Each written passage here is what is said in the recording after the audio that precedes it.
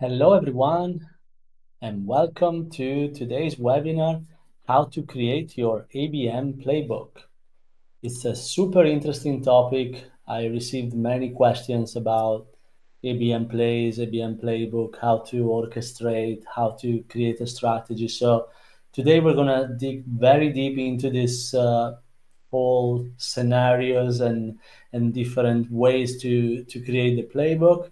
So we're gonna really analyze all the different plays and look behind the scenes. But before we do that, as usual, very quick introduction about this webinar series because this is actually webinar number 4 of this comprehensive account-based marketing guide for SaaS from $0 to $100 million in annual recurring revenue. And if you have missed the previous 3 webinars, you can always look for the recording on our website, saasnql.com. And you can also sign up for the future webinars. We're going to have one every Tuesday until we complete the series. So, very quickly about me, I used to be working in Silicon Valley. I worked for many different venture-funded SaaS and cloud companies. I started SaaSnQL in 2018 to really focus on account-based marketing and helping SaaS companies scale with targeted programs. And so super briefly about SaaSnQL, we basically create, manage, scale ABM programs for SaaS companies. We work with some of the best VC-funded companies as well as some public companies as well. And we are really focused on getting results, pipeline, recurring revenue for SaaS companies. So that being said, let's jump to the agenda for today. So we're going to talk about all the different use cases for ABM. We're going to talk about what is an ABM Plays and go into details about each different ABM plays. I mean, there is really no limit of what kind of play you can execute, but we can identify the 10 top plays that you want to really evaluate when you create a strategy for your company.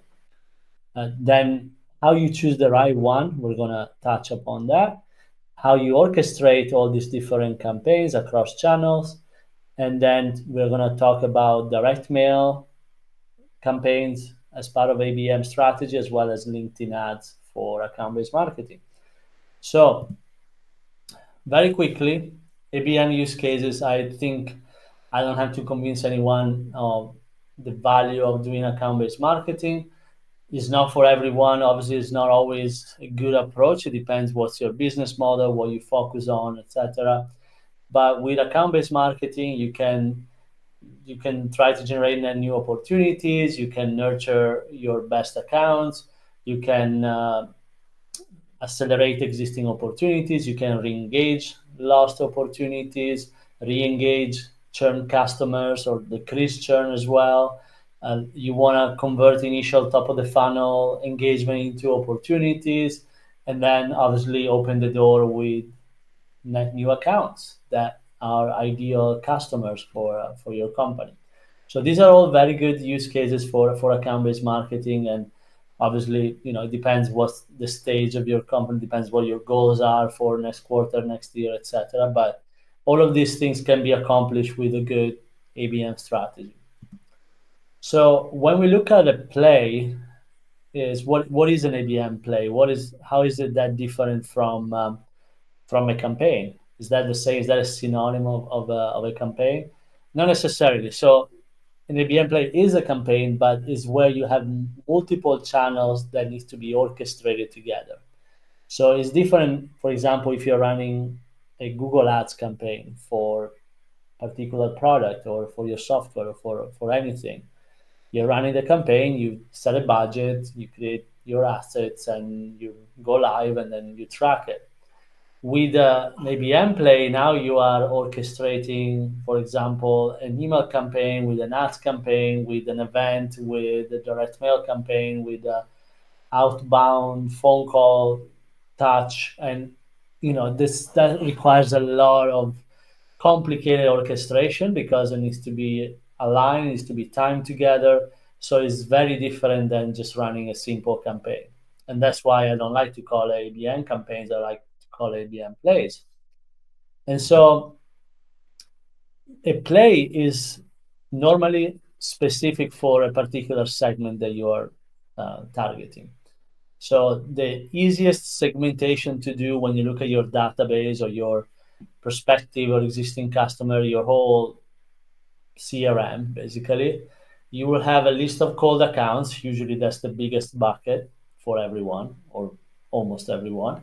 You have engaged accounts, active opportunities, lost opportunities, existing customer, churn customer.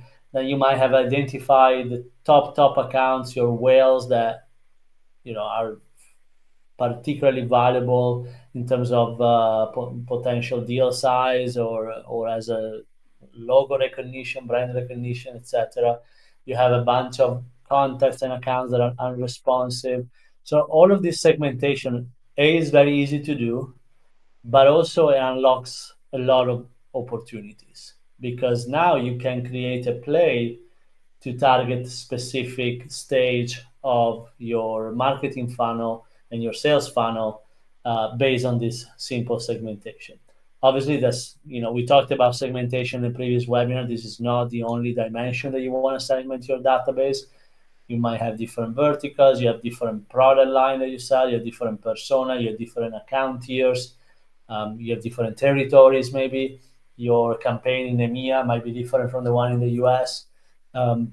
These are all very important segmentation to do, but for the sake of today, I want to highlight particularly this type of segmentation because it's going to be very relevant for our plays and is also the most important one. So when we see the different plays, so these are the 10 ABM plays that we have identified.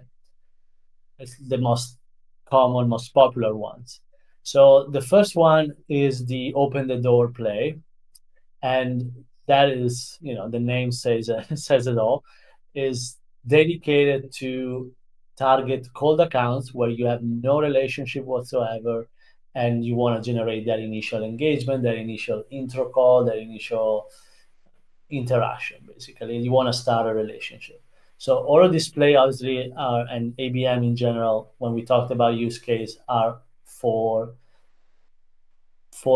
target accounts that are valuable, where the relationship is valuable. So this is not a volume play with SMBs or small companies. This is all of this play are very valuable, but because the targets are valuable.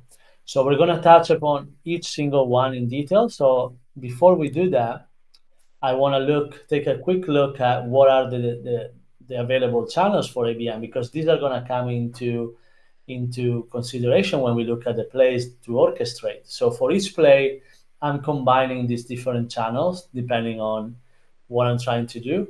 Why did I select these channels and not, for example, I don't know, Google Ads or SEO or like inbound, things like that? So these are channels that allow me to target specific companies and ideally specific people within those companies. So with Google Ads, I'm targeting an intent. I'm targeting people that type a certain keyword, certain query, but that could be from Bank of America, someone, a VP of Bank of America, it could be an intern at a small 5-person company. So you have no control over that. And from an ABM purpose, from our play, we want to have full control. So I want to target only the companies that I spend time identifying and I segmented and I have my whole strategy. So these are the main channels that we identify where you can really do that. And there are some obvious ones like emails and phone calls, like LinkedIn messages as well, very popular now like these days. Then you have direct mails, you have LinkedIn ads, you have display ads, and for display ads, I mean targeted display ads. So think about 6 Sense, demand-based, that type of display ads. And then VIP events, which are typically like, the steak dinner, or maybe you do these VIP events at a baseball game where you rented a booth or specific VIP seats and you invite the top VPs from your target customer or existing customer, those type of events. So those are actually very, very effective still today at driving pipeline, increasing engagement, etc. But we'll talk about that. So now that I know what channels I have available, I need to start adding them into my plays. So let's look at the first one that I show in the previous list. So this opened the door, like I said before, a lot of companies see this as the main play because cold accounts are always the biggest bucket, and we always want to drive new logos. We always want to engage new accounts that are not responding maybe to other campaigns. So we are focusing on companies that we have no relationship yet. That's the segment. The CTA is typically book an intro call, book a meeting, request a demo, or get a free audit, depending what you sell, really. And the conversion rate of this type of play is normally like 5-10% on kind of overall sequence.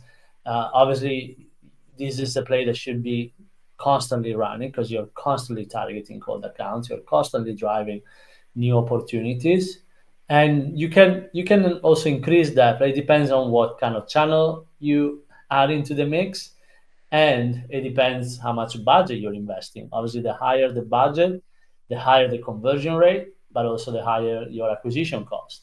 So there is a trade-off there. But here I put a simple example of a campaign flow for an open the door play, where you have a small sequence of warm-up emails, email 1, 2, and 3. Then I might get a response, or maybe not. That's fine. It's expected. Then I follow up with a custom direct mail, a branded package where I created a nice theme and concept and an experience for the prospect to receive, and it's aligned with my messaging. It's aligned with the email theme as well. I created a dedicated landing page for that direct mail, and typically we include a QR code that drives to the landing page. As soon as the direct mail is received, it triggers the follow-up email sequence, and that's what you see there. In this case, you have 4 emails that follow up to the direct mail. At the same time, all those accounts are being targeted with LinkedIn ads, with content, and display ads with just a brand kind of awareness. So imagine you have a list of 1,000 accounts that you're targeting, and you go live with this type of play. All of a sudden, all these prospects are getting the emails, they're getting the direct mails, they're seeing the ads on LinkedIn, they're seeing the ads on the display in all the other third-party websites. And you run this for 3, 4, 5 months, you're going to see results, especially if you have selected the right accounts and the right people, because obviously all of that is the crucial part of this. But they're gonna become aware of your company. They're gonna start seeing you everywhere. So very effective. Obviously, this is just an example. You can change the flow, try a different one. We do that all the times with our clients, where we start with maybe 3 emails, and then we see the results, and we see that maybe we do better with 2, and then we add an additional follow up, and then we might retarget with a second direct mail. Like there's a lot of different optimization that you can do. This is not a set and forget type of approach, but it can really drive a lot of results. We have clients that close 7-figure deals with Fortune 500 companies with this simple approach. So something to keep in mind. So top account nurturing is kind of like a segue to that. So here I'm taking, for example, 100, 200 accounts, but they are big ones. They are my whales. They're like the top ones that are, each one of them would be something that you present at a board meeting on, like how important it is. But I'm maybe exaggerating now, but these are the valuable ones that it's worth to continuously target. The goal of this play is to remain top of mind for these accounts, even if they're not looking to buy right now. They're not in a buying cycle. Maybe it's something they're going to be looking next year or even after potentially. But when they're going to be looking at your solution, you're going to be the brand and the company they're going to think first, because all of this time you've been targeting them with messaging, with direct mail experience, with a phone call, inviting them to a VIP event, and then more messaging, and then a different direct mail experience the following quarter. They've been seeing your ads, they've been seeing the display, your logo on the display ads, they've been downloading your content. So all of this is very effective, and each one of them, usually one customer generated from this list pays for probably like 6 months of this whole campaign or more in the case of many of our clients. So it can be really, really worth it. It's a lot of orchestration involved, and again, it's a long-term play. So you shouldn't be expecting results in a month or two. This is, that you want to continuously target and nurture those accounts.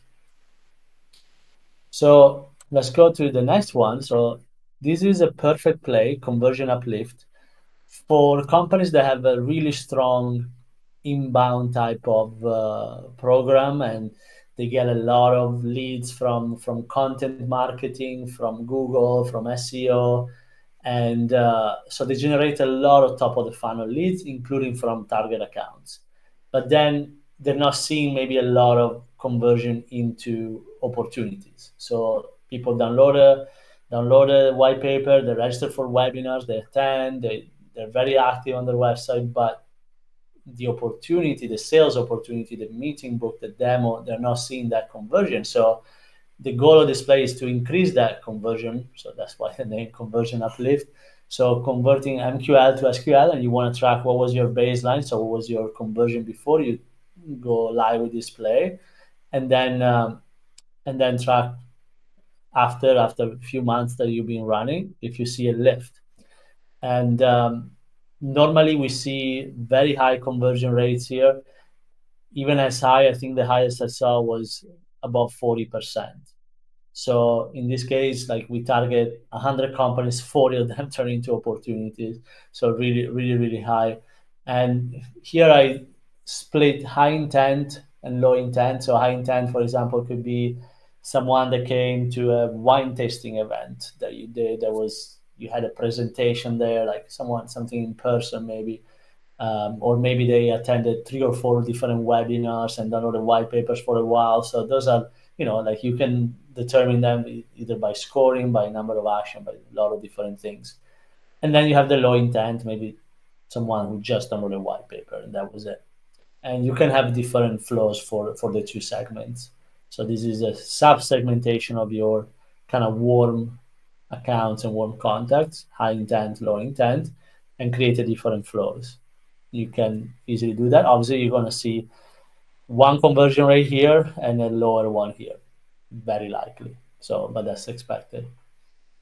Also, by lead source, you can have a different flow. So someone that comes from a webinar, you can have a flow, and one that comes from white papers, a different one, or from your wine tasting could be a different one. STR retargeting, also very valuable play, because every company that has 2, 3, 4, 5, 10 SDRs, what they're doing outbound outreach all day. So they're targeting hundreds, thousands of prospects and accounts to drive X number of opportunities per month, per quarter. However, the majority of those prospects are going to end up as unresponsive. Typically, like, you have 2-3% response, many of them negative response, some unsubscribe, but then the rest is unresponsive, just crickets, as we say, no response. So what do you do with those 97%? The typical SDR that I've always seen, they just change the status to nurture. That nurture means that it goes into some sequence in HubSpot or Marketo where they start getting content. That's a typical approach. Or maybe they just stable them and retarget 6 months from now. In the meantime, a lot of people change companies, so your list gets stale and you cut 30% of it 6 months later. However, there's this opportunity to target them in a different way that what your STRs are doing. So this is something, all these plays, by the way, are organized and managed and orchestrated by the marketing team, not by the sales team. So you don't want your STR to run this play. It is something that you run for them, with them, but it's not run by the SDR or by the sales team. So since your SDR have probably bombarded those prospects with emails, with cold calls, and LinkedIn messages, those are the three typical channels. So that's why you see here, I still included some emails, but they're all going to be related to the direct mail campaign, which takes a center stage on display because your SDRs have probably not sent any direct mail. So we want to do that. And maybe invite them to a VIP dinner, which maybe you're doing one in different cities. Maybe you have one in San Francisco and one in New York. So we're going to bucket people that are in New York and San Francisco or Austin or whatever it is. Or maybe you skip the VIP event, you just do have it like a nice direct mail experience and then follow up to that. So that gives another excuse to the SDR to do after another follow-up to make sure that they receive the package that they was sent to them. But it's all orchestrated at scale by marketing, probably targeting hundreds or thousands of different prospects and accounts. But this is super valuable because you're going to see that lift of number of opportunities coming from the same list that your SDRs have been targeting. And these are a little less cold than an open the door campaign because your SDR have been generating some awareness, even probably small, but still some awareness. They saw the name, maybe they received a voicemail or they saw the LinkedIn message, and now we're sending them a package, or we're inviting them to a VIP event. So all of those very valuable, but you want to have it as a always running play. The pipeline acceleration, this is obviously to target active opportunities and has a few goals. One is to shorten the sales cycle to those that are probably closing, but they're taking a bit too long. And also you want to increase the close won percentage. So there are some that maybe would have not closed without display. And so that's another additional benefit. Typically, this is run, I see display run a lot in Q4. Obvious reason, trying to close as much pipeline as possible while companies dedicate Q1 and Q2 to generate new pipeline for the year. And in Q4, then you have to close. So a lot of budget shifts to display to try to close pipeline. That's very typical. I'm not saying that is the right approach, but it's a natural approach. And so here, the goal is not to book a demo, it's not to book a meeting. That's not a call to action. This is to create a very positive, memorable experience, already showing excitement for the new partnership that is hopefully happening.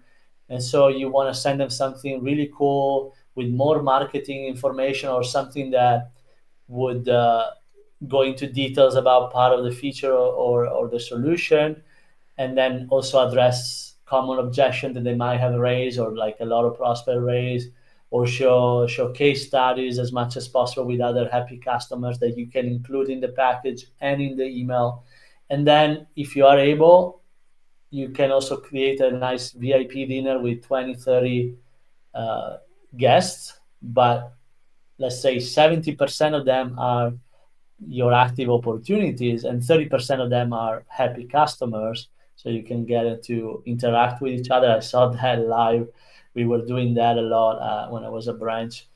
And it's amazing to see like prospect asking questions to the happy customers and the happy customer basically solving any doubt that they have. And they were ready to sign at the end of the dinner. So it's something to consider. But again, create this very, very positive experience.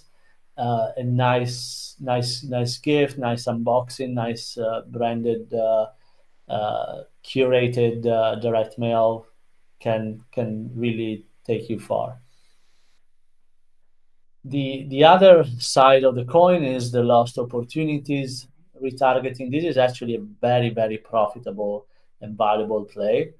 And when we work with new clients, this is one of the first thing I look. It's like, do you have a ton of lost opportunities? Because we could retarget them. And we retarget them again, creating a nice experience, reaching out to the same people, ideally, if they're still at the company or it could be someone else. And this is very important to do. Obviously, you don't want to target close lost opportunity from last month, but maybe those that were older than 6 months, that were lost like 6 months or last year or 2 years ago. and just say, can we, the call to action is, can we reconnect? I want to show you what is new with our solution. I want to learn about your goals, etc. But still, this is not about bombarding and annoying the prospect. That's why I always include a direct mail. And the reason for that is it's much nicer to get a nice branded direct mail at the office than getting 50 new emails or LinkedIn messages or cold calls, even worse.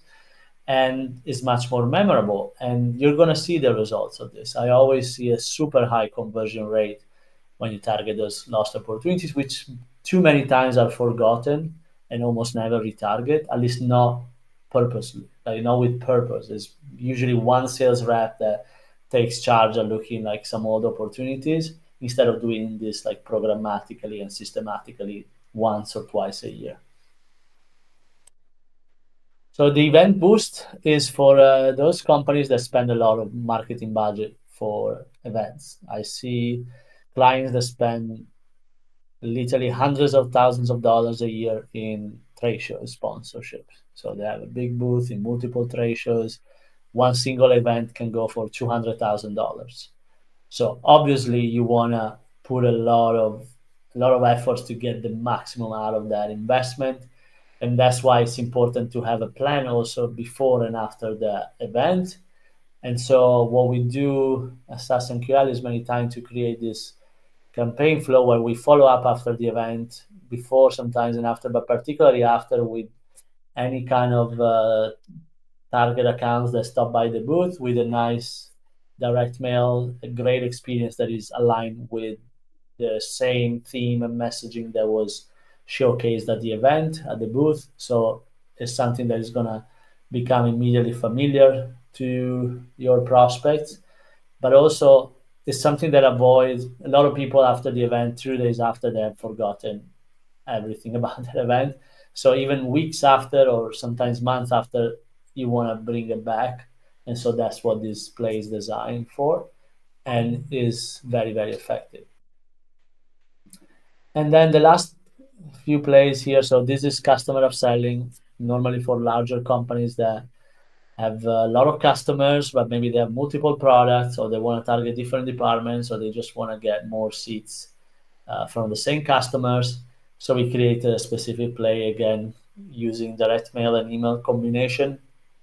I think that's the best approach for this type of play. Keep it pretty short, so it's not something you want to drag for 9 or 10 touches on an upselling. You want to take it carefully, and normally you're gonna run display.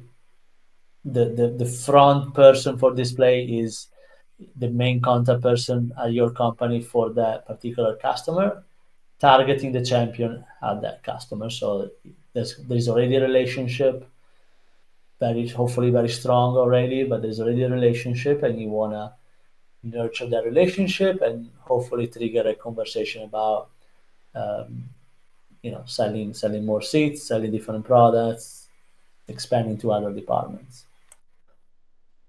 The customer appreciation play is normally done once a year to your top customers. Is all about the experience. There is no real call to action here other than thank you for being a great partner. We really, really appreciate working with you, and hopefully everything is going well. But if you have any feedback, any comments, please let us know. Let me know. This is our personal play. And so that's why I included a few emails, very few, 2 or 3, and direct mail, and maybe a VIP event, maybe. But typically, the direct mail at the end of the year is almost a must for the top customers, and they receive a lot. That's why, I know this is very popular in Q4 in December with the holidays of sending a package to customer. That's why they're going to appreciate it even more if you do that in May or in different months. So they're not getting 20 other direct mail from other vendors. And so something to keep in mind. Always do what your competitors are not doing, or other vendors. And finally, this is the last one. Another obvious one after the lost opportunities is targeting customers that have churned in the past. Hopefully not because they had a bad experience. Those maybe that's going to be a really tough mountain to climb, but you want to target those that maybe they have to churn because of budget. Maybe the champion left the company, or maybe you were missing a few features that your competitor had, but now you do have those features, and so it's something to just to reconnect with customers that are no longer such, but you want to show what is new, and you never know. It's something that can be effective, and again, you have to curate the list and create a specific flow for display. So how do you choose of all these different plays which one to use? It really depends. What are your goals? What is your current company stage of growth? Like, how is your database segmented? And you want to look for opportunities and bottlenecks. So if the majority of your database is cold accounts, that's an obvious answer. You're going to go with open the door and probably top account nurturing. If you have a strong inbound program, you choose the conversion uplift first, but you can also run in parallel and open the door. You run a lot of events. That's another natural spot. You have a lot of lost opportunities. You have a lot of churn customers. All of this is part of the strategy, but it always starts from your data and where is the biggest opportunity. I always recommend to start from whatever is closer to revenue and then move your way back. So closer to revenue, you obviously have active opportunities, lost opportunities, maybe churn customers. That's what I would always start. Then moving back to engaged or very warm accounts and leads, maybe those that booked a demo but didn't attend, or they only have one demo in the past, anything like that. And then those that are very engaged with content, and then anything before I go to the cold ones. If I don't have any of that, then obviously I'm going to start with the cold. But so from here, you can create a very structured plan and strategy. You can, here I've done it by quarter, and this is just an example, and you can do it by segment as well. But you want to have a plan that is converting into a table like this, even by month, by quarter, and what plays you're going to run, what's going to be the segment target for each play, what's going to be the budget allocated for each play, and what is the goal for each play. And you can shift. You see, for example, here I put Q2 and Q3, 2 event boost play, because maybe we have events sponsoring these 2 quarters. But then in Q4, I'm doing a customer appreciation play and the obvious pipeline acceleration play. But in the beginning of the quarter, I'm trying to engage in new accounts that are cold, and so we can drive them into the funnel. So all of this are options. This is just an example, very simple one. But this is how you should structure your plan, ideally by month. So then you can put it into the calendar. When you go live with these plays, and your sales team can expect them. And you want to track always. You want to always assign the budget and track the goals and the results. So the difficult part of doing this is obviously to juggle all these different channels at once, because you cannot go live with the email channel, for example, as part of the play if the direct mail is not ready, or if the VIP event is in 3 weeks. So all of this needs to be timed together to be effective. If you send 3 emails now and then 4 months from now you send a direct mail, not very effective. So that everything needs to be ready, and you have to time them together, and that's the difficult part. That's why I think this image represents well what it means to orchestrate ABM plays or multi-channel campaigns. So you're going to do all the plannings first, and then you're going to go live with one play and then maybe a second play, etc. You have to test the different connection between channels and how you're going to push contacts and accounts from one channel to the other, and when, or at what condition. And you want to have a quarterback. You want to have someone who is orchestrating this and is responsible for this management, for this orchestration. And obviously sales should be aware of the plan, should be aware of what is happening and when, so they know what to expect. And if they play a role into this, and many times they do. Actually, they should. And so your orchestrator, your ABM orchestrator, should be the one calling the shots at when something is happening and how it's happening. And now touching on those two channels that I mentioned many times during this presentation, the main one for us is direct mail. Why is the main? I talked about this a lot before, but there is not a lot of noise in direct mail. In my whole career, I received only two. I still remember what companies have sent me those direct mails, while at the same time I received 1 million email every month, and is more memorable, and it can really drive action. It can drive engagement and convert a prospect into opportunity. Sometimes we see 10x or more increase in conversion. That's why we do a heavy use today of direct mail. Hopefully, if everyone starts using direct mail as part of their outreach, then obviously it's going to become less effective. But for now, that's not the case because it takes a lot of work to execute a proper direct mail campaign as part of this integrated plays and outreach. So it's not enough to just ship packages. You have to make it part of a aligned strategy and orchestrated strategy, and that's the difficult part. But it's worth it. Super effective. And then the other channel is LinkedIn ads, which is still very effective. But this is LinkedIn ads run as part of an ABM play, which means as part of this strategy, I'm targeting the same accounts that I'm targeting with the other channels. So let's say I have these 800, 1,000 accounts, ideally even more, because LinkedIn requires larger audience. So this is not something where you can target 20 accounts. So forget about that. But if you have, this is your top of the funnel strategy, you have maybe 1,000, 5,000 accounts, whatever it is, you can segment them a bit. But you want to target the same companies that you have as a focus for the other channel. You create a list with the company name, company domain. There are specific templates to do that in LinkedIn. You upload the list. You filter down by job titles, ideally no role, job titles, please.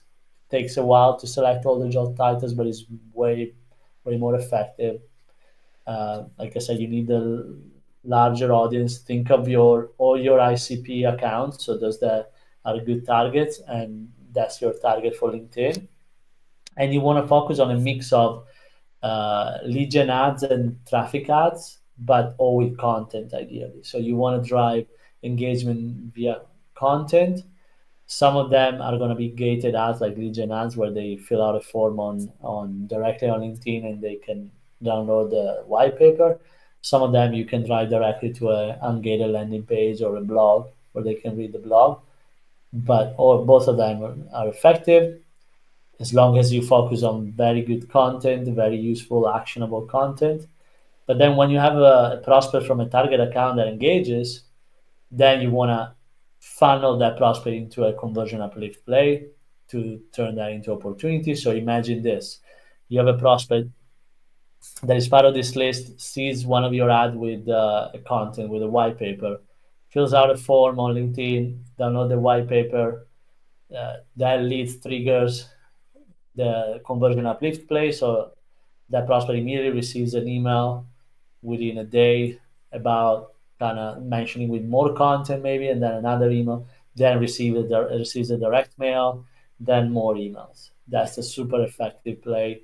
We do it all the time and it works. And with that closes the presentation. Thanks everyone for attending today.